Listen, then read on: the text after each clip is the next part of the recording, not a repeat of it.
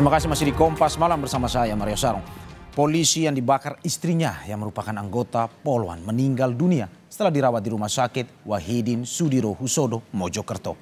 Korban mengalami luka bakar mencapai 96%.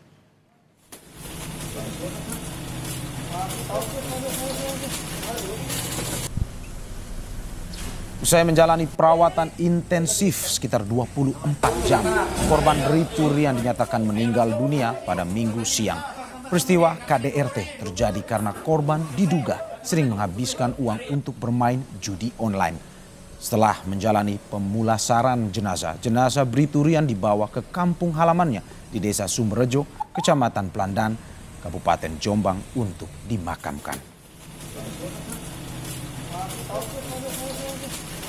9 Juni sekira pukul 12.55 tadi kita dapat informasi bahwa korban RDW telah meninggal dunia secara medis, dan tadi kami sudah berkoordinasi dengan Polda Jatim dan berkoordinasi dengan Polres Jombang bahwa akan dimakamkan secara kedinasan. Suasana haru menyelimuti rumah duka Bribtu Rian Dwi Wicaksono yang berada di Desa Sumberjo, Kecamatan Plandan, Kabupaten Jombang saat jenazah anggota Polres Jombang ini tiba. Jenazah Bribtu Rian Dwi Wicaksono langsung dimakamkan di kampung halamannya di Jombang, Jawa Timur. Pemakaman dilakukan dengan upacara kedinasan dan disaksikan sanak keluarga, anggota Polres Jombang dan Mojokerto serta sejumlah tetangga.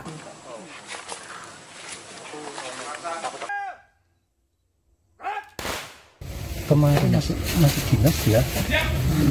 Jadi sebelum kejadian masih dinas. Kebetulan saya juga ketemu masih dinas anaknya. Jadi tidak ada tanda-tanda yang ada permasalahan, tidak, kita tidak kelihatan karena anaknya juga diem. Tapi ya kalau diajak komunikasi bagus sekali anaknya.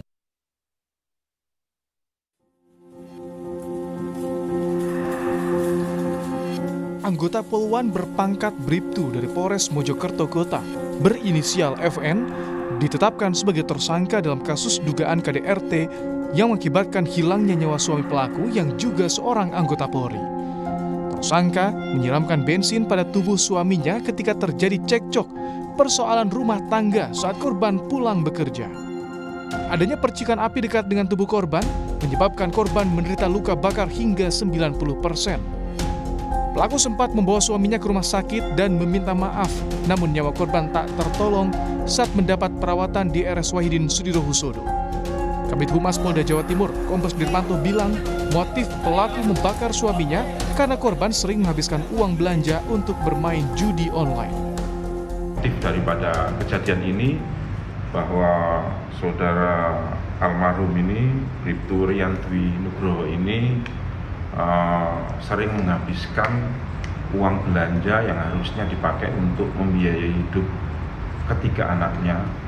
Ini dipakai untuk, mohon maaf ini, main judi online.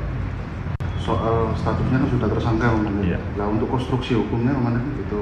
Ya, sementara ini kita masih terapkan pasal KDRT, kekerasan dalam rumah tangga. Untuk mengusut tuntas kasus ini, polisi melibatkan psikiater dalam memeriksa psikologi pelaku. Karena kondisi pelaku, Polwan hingga kini masih trauma pasca kejadian. Misbahul Munir, Kompas TV, Surabaya, Jawa Timur. Membahas soal judi online yang menjadi latar belakang kasus pembakaran seorang anggota Polri oleh istrinya yang merupakan seorang Polwan. Kita sudah bersama dengan Ketua Harian Kompolnas, Beni Mamoto. Selamat malam, Pak Beni. Selamat malam. Pak, motif masalah ekonomi, tetapi diduga judi online jadi penyebabnya. Latar belakang kasus ini bagaimana Anda melihat polisi diduga terlibat judi online ini, Pak? Ya, memang sebelum ini ada beberapa kasus bunuh diri yang ternyata setelah diungkap latar belakangnya adalah judi online. Karena yang bersangkutan terlibat hutang kemana-mana, akhirnya tidak bisa mengembalikan, rasa malu, dan akhirnya keputusan bunuh diri. Ini terjadi di beberapa tempat, kemudian melibatkan oknum anggota Polri, bahkan oknum anggota angkatan lain juga ada. Nah, oleh sebab itu masalah ini harus dilihat sebagai masalah yang sangat serius. Pemerintah sendiri dalam hal ini, Bapak Menko Polhukam memimpin Satgas untuk penanganan masalah judi online ini. Karena dampaknya di masyarakat, dampaknya di keluarga-keluarga ini sangat serius karena apa? Banyak yang akhirnya mengambil keputusan mengakhiri hidupnya. Ini tentunya kalau tidak segera dilakukan upaya-upaya pencegahan, ini akan berdampak serius di masyarakat juga.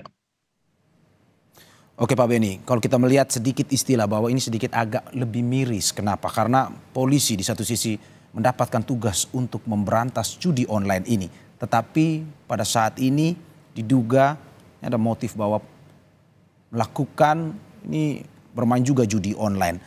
Pada saat ini Pak, apakah mungkin saja ini tidak mengurangi kredibilitas dari Polri oleh masyarakat atau bagaimana Pak?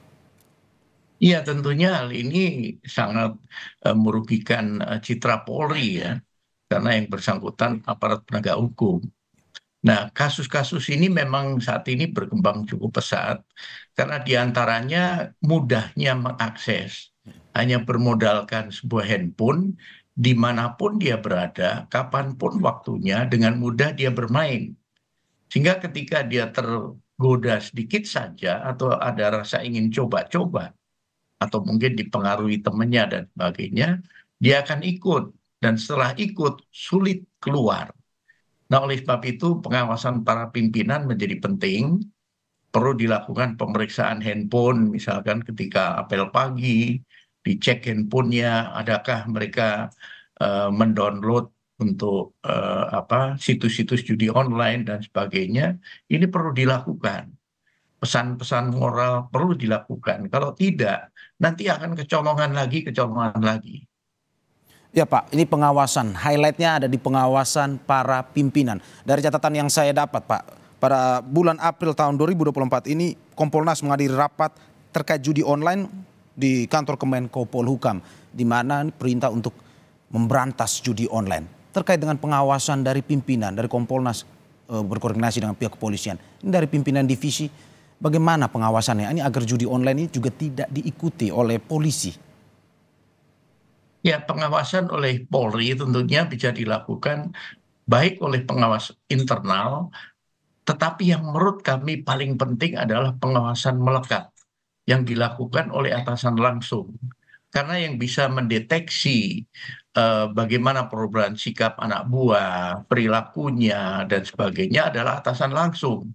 Ketika mendapati sesuatu yang janggal, katakanlah murung, mulai sering bolos, kemudian curhat ke temannya, pinjam uang, dan sebagainya, ini harusnya atasan langsung bisa mengambil langkah dengan mengajak berkomunikasi, ada masalah apa, dan sebagainya.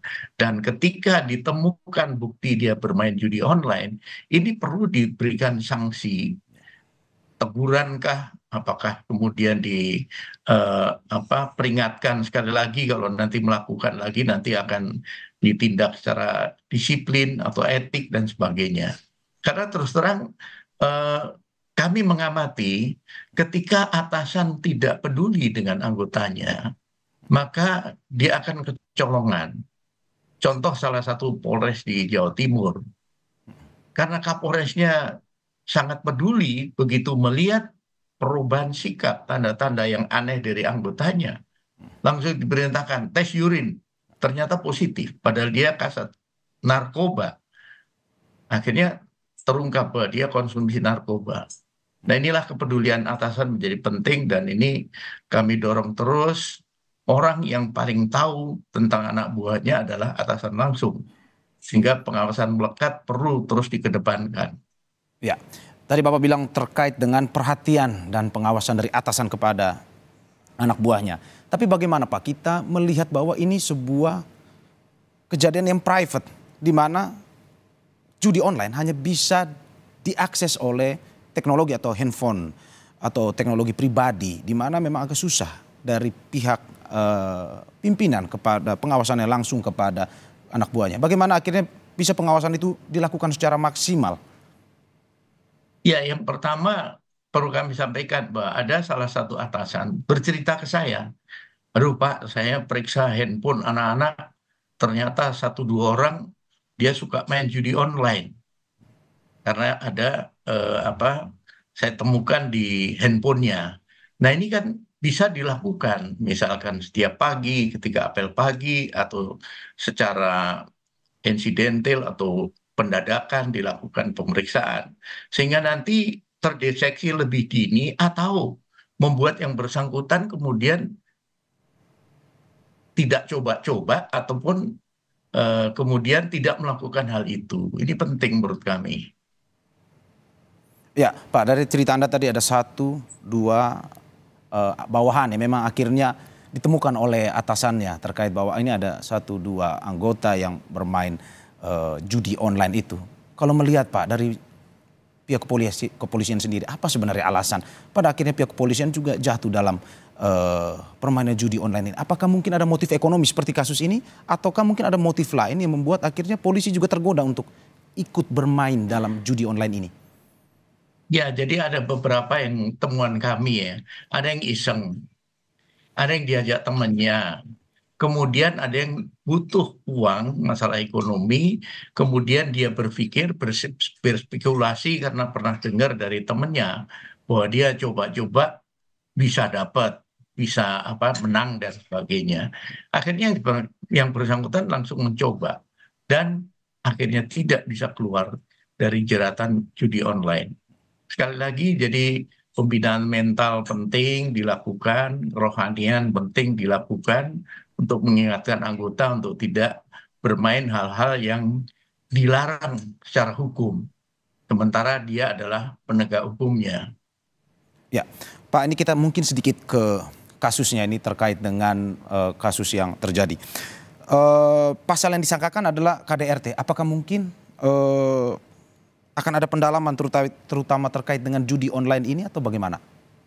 Betul, jadi kami sudah meminta klarifikasi dan disampaikan bahwa saat ini proses beriringan ya, kasus untuk kode etiknya oleh Bitpropam jalan, kemudian untuk pidananya juga jalan, serta melibatkan psikolog untuk nanti memeriksa kondisi kejiwaan dari pelaku. Di samping itu juga pendalaman untuk nanti ketika istrinya sudah bisa didengar keterangannya, sejak kapan dia mendeteksi suaminya bermain judi online, kemudian adakah mungkin dia terlibat hutang di mana saja, sehingga si istri itu mengambil keputusan untuk melakukan tindakan yang fatal sekali. Apakah itu keputusasaan karena ditegur sudah tidak mempan, kemudian diingatkan juga tidak mempan, sehingga akhirnya memutuskan untuk sampai dengan dibakar.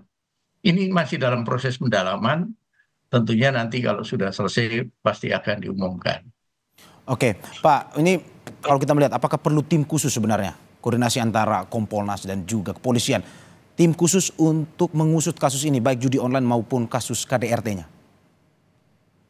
Ya, kalau dalam hal ini kami dari Kompolnas tentunya dengan Irwasum, kemudian Kadif Propam melakukan supervisi untuk memantau proses penanganan ini agar sesuai dengan ketentuan, kemudian juga bisa didalami untuk menjadi bahan pembelajaran, bahan evaluasi, dan ini untuk nanti bisa menerbitkan petunjuk atau pengarahan kepada seluruh jajaran agar peristiwa ini tidak terulang lagi. Jadi termasuk kepedulian rekan-rekan kerja yang bersangkutan ketika mendengar bahwa dia sering pinjam uang dan sebagainya, atau mungkin tercetuk oleh dia bahwa dia main judi online, kepedulian teman-teman ini menjadi penting untuk menegur, mengingatkan, ataupun melaporkan ke atasannya dengan tujuan untuk kebaikan. Dengan tujuan kebaikan, dimulai dari pembinaan yang tepat dan juga bagaimana pada akhirnya informasi ini sampai dari atasan ke anak buah, perhatian diberikan agar judi online ini tidak lagi terjadi. Terima kasih Pak Beni Mamoto atas informasinya, semoga sehat selalu.